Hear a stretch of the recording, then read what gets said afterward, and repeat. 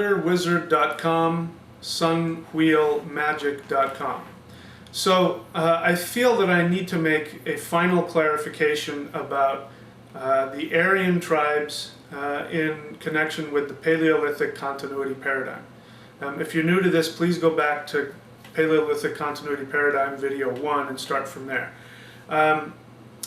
Let me tell you very briefly what I'm trying to say. I'm trying to say that the Aryan tribes are not the progenitors of the Germanic tribes or any other European tribal culture, language, ethnicity, civilization, what have you.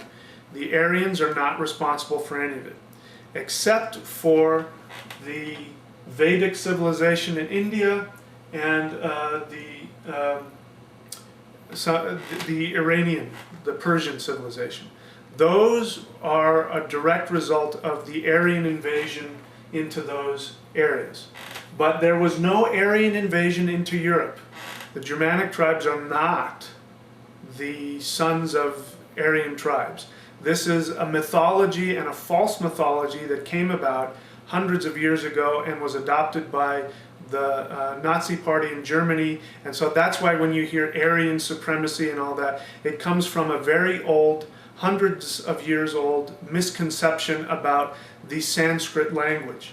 So here's what did happen. There were Proto-Indo-European tribespeople here in East Africa.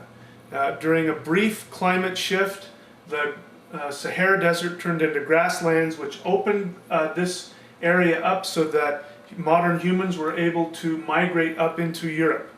The Proto-Indo-European African tribespeople 50,000 years ago made their way up into all parts of Europe.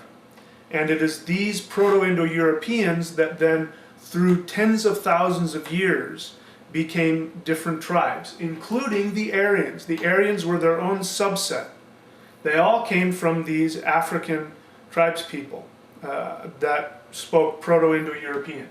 What happened is that the ice ages came in and the ice sheets came down and isolated pockets of Proto-Indo-European peoples, and sometimes for 10,000 years at a stretch. The Germanic people, or the Proto-Germanic people, were trapped here.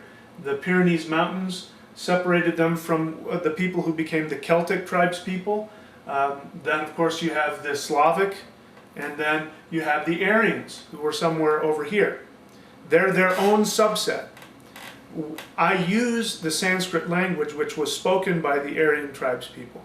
I use that as a source to corroborate Anglo-Saxon and Germanic deity names and language and things like that to help me reconstruct Germanic animist polytheism.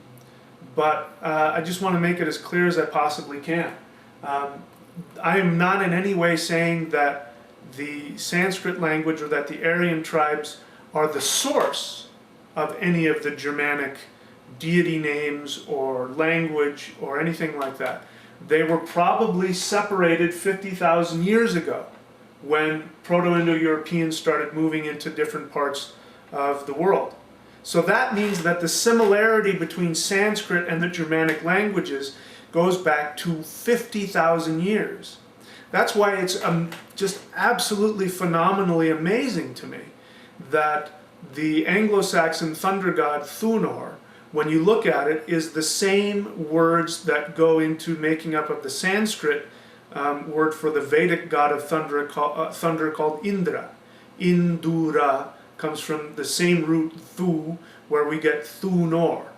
This happened at least 50,000 years ago. So that's, in a nutshell, my point. The Vedic tribes, the Aryan tribes, are not in any way responsible for founding any European anything.